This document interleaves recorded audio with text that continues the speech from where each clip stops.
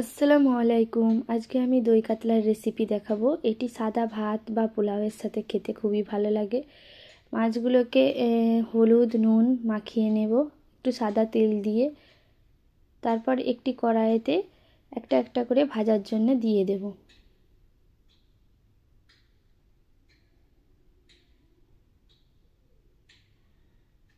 সব মাছগুলো তুলে দিয়ে দিয়েছি, এবারে ভালো করে ভেজে নিব। একটা বাটিতে কাজু পোস্ত আর মৌরি ভিজিয়ে রেখে তাকে পেস্ট করে নেব। তারপর ওই মাছ ভাজার তেলেতেই গোটা গরম মশলা শুকনো লঙ্কা ফোড়ন দেব।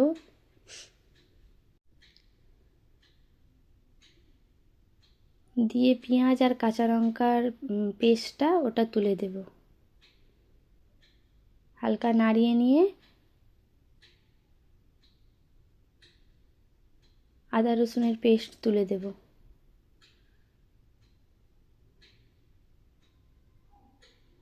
তারপর আদা রসুনটাকে ভালো করে ভেজে নিয়ে কাজুর যে পেস্টটা করে রেখেছিলাম মৌরির, সেটাকে তুলে দেব।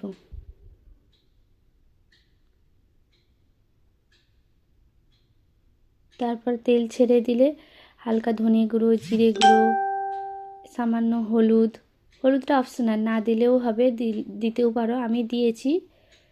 তারপর ভালো করে কষিয়ে নিয়ে ফেটানো টক দই দিয়ে দেব।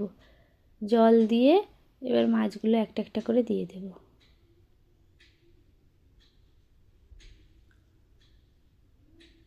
হয়ে গেল আমাদের দই কাতলা। এটি খুবই একটি সহজ রান্না, দেখতে যেমন সুন্দর হয়েছে সেরকম খেতেও খুব সুন্দর হয়েছিল। এরকম ছোটোখাটো হোমমেড রেসিপি দেখতে আমার চ্যানেলটি লাইক এবং সাবস্ক্রাইব করবেন।